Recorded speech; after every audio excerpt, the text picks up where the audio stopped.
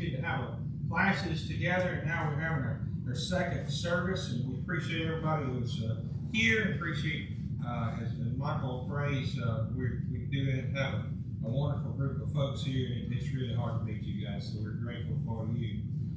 Muhammad Ali is arguably one of the best heavyweight boxers in the whole sport of boxing.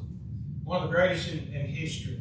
Not only was he skilled, he was also one of the greatest self-promoters that there ever was. He had these little poems that he would do, and it was really catchy, and it helped kind of elevate him even higher than he was just with his skill set alone. For instance, a lot of people may not remember who Sonny Liston was, but they remembered what Muhammad Ali said when he was facing off there before that fight began. He said he would float like a butterfly and sting like a bee. His hands can't hit what his eyes can't see. So we may not remember Sonny Liston, but remember how Muhammad Ali and what he said there. He also used that type of poetry one time to challenge others to do better. He was speaking at a college in New York, and he said to those group there, he said, stay in college, get the knowledge, stay there until you're through. If they can make penicillin out of bread, then they can make something out of you. And so it meant a lot, it meant a lot, I'm sure, to those kids there. And it was his way to talk about, say, hey, you need to stick there with it and get something, make something of yourself. So this morning I want to talk about a man that God made something out of. And he doesn't seem like a whole lot. Matter of fact, not a lot of folks even know who he was or what he did. But he was important to God. His name's in the book. And we heard of him by the name of Othniel. Now, Othniel, the literal meaning of the word Othniel is Lion of God. And he ruled Israel for over 40 years. He saved them. As a matter of fact, he was the first judge that we see mentioned in the book of Judges. Now, let me give you a little background in that of Othniel. Years before Othniel was even born, his uncle Caleb did some things that was very, very impressive. Caleb was just a young man when Israel was held in slavery in the land of Egypt there. He was there when Moses came and challenged Pharaoh and said to him, let my people go. Caleb was there when God brought down the 10 plagues on Egypt and forced Pharaoh to ask the people of God to leave. Caleb was there when the Pharaoh had changed his mind and took out after him, and the Red Seas were parted and allowed Israel to cross on dry land. Caleb was there when the people of Israel came to Mount Sinai and saw the great thunders and heard the thunders and saw the things that was taking place there from the bottom of that mountain. Caleb was there just a few short days later when Israel was brought to the very border of that promised land. Caleb was among those chosen, 12 as a matter of fact, who were chosen to be spies, to go and look at that land for that best strategy to help to overcome those people and claim that promised land. Joshua and Caleb was two of those spies. And so these two great men were overwhelmed by what they saw. They saw some land that flowed with milk and honey. They saw great cities that were going to be there that they wouldn't have to build. They saw orchards that were there that they wasn't going to have to plant, and wells that they wasn't going to have to dig. And God said it was going to be theirs. But the other 10 saw something else. Well, I'm sure they saw that, but what else did they see? They saw exactly the same thing, but then they seen the giants. Oh, we're like grasshoppers today. And as that word spread among the people there of Israel, they didn't listen to what Joshua and Caleb has to say. They listened to the other 10, and because of that, God says, all right, you don't want to go? You won't have to. You'll die out here in the wilderness. And so every one of those folks died there in that wilderness besides Moses and Aaron, except for 2 men. Joshua and Caleb. Now, when they entered into the promised land, there was only two that was there with those next generation, and that was Joshua and Caleb. These men believed God's promise. These men believed what he had said. They had seen these things. They believed God's promise. 40 years later, it's Uncle Caleb who enters this promised land at the age of 85 years old. And he's still convinced that if God promises something, that he's going to do it.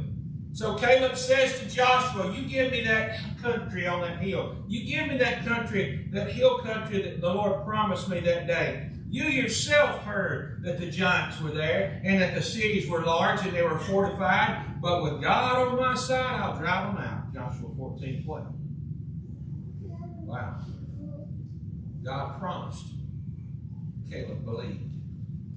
And at 85 years old, he cleaned the giants out of that land, and now we see his nephew, Othniel.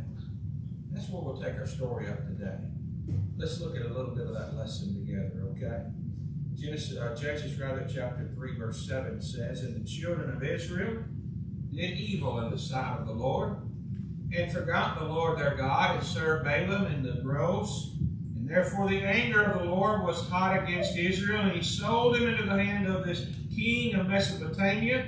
And the children of Israel served him 8 years. And then the children of Israel cried unto the Lord, and the Lord raised up a deliverer of the children of Israel, even Othniel, the son of Kenaz, Caleb's younger brother. All throughout Judges, it's the same story over and over and over again. It's like Israel never learned. The people, we never learn, right? The people sin. And God punishes them by giving them to the hands of their enemies there. And the people repent and they plead to God for help. And God raises up a judge, a deliverer to save them. And Israel is at peace once again until the people sin again. And it's a broken record in the book of Judges. What's so interesting, like I said, Othniel being that first of these judges, I think there's a reason for that. And that's what I want us to discuss for the little bit of time that we got this morning. Why did God choose Othniel? Why choose him? What was so special about him? Well, there's a few reasons I want us to consider. And the first one is this. Well, Othniel was a man with credentials to start with. See, Othniel had faith. I submit to you that part of the reason that he had that faith is because of the company that he kept. You remember his uncle Caleb, right? In the first chapter of Judges, we find Caleb is asking for someone to step up and take out an important city for him. Verse 12 and 13, he said, He who attacks this place and captures it, I will give him Anak my daughter for a wife. And Othniel, here he is, the son of Kenaz, Caleb's younger brother, captured it and gave him his daughter for a wife. Othniel, here's the thing about it. We don't see him saying anything in the book of Judges. He's not a man of words. He's a man of action.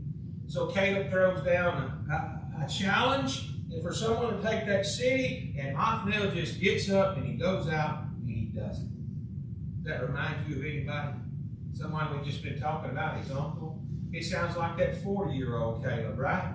In Numbers 13, verse 30, let us go up at once and occupy it, for we are well able to overcome it. Sounds a whole lot like old Caleb, doesn't it? It sounds like the 85-year-old Caleb when he says in Joshua 14:11, I am still as strong today as I was in the day Moses sent me, and my strength now is as my strength was then for war and for going and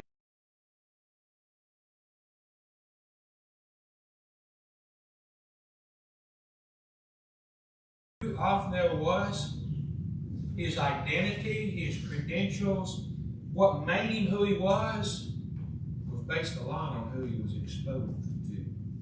That makes sense? I'm convinced that Othniel was a man of faith because he hung around with a man of faith. And that's one of the things that the church brings together today. It's gathering together. That's the church. That's where men and women of faith hang out. And it's a good place to hang out with folks who have, as people have faith, right? Outside of worshiping God together, assembling together is designed to be where we strengthen each other. It's designed to be where we encourage each other. It's designed to be where we challenge each other unto love and to good works, Hebrews 10. Here's an interesting fact for you. Psychologists have concluded that we take on our morals, our values, and our beliefs from the 5 people we spend the most time with. You ever thought about that? Let me say it one more time. We gather our morals, our values, and our beliefs based on the 5 people we spend the most time with. Who's your top 5? Young people, who's your top 5? Where you're gathering most of your morals, your values, and beliefs. Meeting together and warming a pew together as a congregation in Bible study wasn't the point that the Hebrew writer was trying to make. We're to be a church to build up each other, to worship together, to grow stronger together, to build on each other's faith. And so Othniel was chosen to save Israel from their sins because of his credentials. And I submit to you that Othniel was special because he'd been conditioned beforehand too. Othniel didn't just sit around and stare at the stars all night in the sky all day. He didn't just do that. He already had an active faith when he was called to do what he did. He'd already got used to acting on faith when he took that city for Caleb. When God wanted a faithful man, Othniel was that faithful man. So as I was thinking about the lesson that we was talking about a while ago, a couple of things occurred to me. You know, many of the Bible's heroes are really primarily known for one big thing. Now, for example, we think about Noah. What was he known for? Well, he built the ark and he floated on the water for a while, right? Big deal. But it was a big deal. And you think about Gideon. He was, he's known for defeating those Midianites with those 300 men. Big deal. Well, it was a big deal, but that's what he's known for. Shadrach, Meshach, and Abednego, what'd they do? Well, they had faith and they went into the fiery furnace and they didn't get burned. That was a big deal too. And we could go on and on talking about all these great people of faith, and many of them are known for doing one big thing. But that one big thing helped shape our biblical history. But here's the point that I'm trying to make in all this. In every case, God didn't just pluck them out of thin air. They had been preparing for years to be the people they had become. Noah, Abraham, Moses. You see that they didn't just happen. They did what they were conditioned to do. And that's what God's looking for. He's looking for people who are in the habit of being faithful to Him. Now, I'm going to bring up a little something from the first lesson this morning, 2 Chronicles chapter 16 and verse 9. He's talking about there, he was talking about Asa there, the king. And he says that the eyes of the Lord goes to and fro throughout the whole world to show Himself strong on the behalf of those whose heart is perfect towards Him. God's looking for people of faith and faithfulness so He can strengthen and use them for greater things. So we see Othniel was conditioned. He was conditioned to do what he did. So lastly, Othniel was special because God was his companion. Verse 10. Judges 3 and verse 10, and the Spirit of the Lord came upon him, and he judged Israel, and he went out to war, and the Lord delivered this king of Mesopotamia into his hand, who says he goes back and forth searching for those who put their faith in Him. The Spirit of God will use us to do great things. looking for folks who are willing to trust Him. He's looking for folks who are willing to serve Him. He's looking for folks who are willing to let Him give them an opportunity to do great things with Him and for Him. You know, that's why He's looking for you and me. He's looking for somebody He can use. He's looking for someone like you. Do you belong to Him? That's the question, isn't it? Do you belong to Him? If not, why? Why not do it today? This morning we're going to sing a song of encouragement. Why do you wait? I think that's a perfect question to ask. When we consider what great things God can and has done. This morning, if you're subject to the gospel heart, won't you come as together? We stand and sing. Wait, dear brother, oh, why do you tarry so long? Your Savior is waiting to give you a place in the sanctified throne. Why not? Why not? Why not come to Him now? Why not? Why not? Why not come to Him now? Why do you wait, dear brother? The harvest is passing away. Your Savior is longing to bless you. There's danger and death in delay. Why not? Why not? Why not come to Him now? Why not? Why not? Why not come to Him now?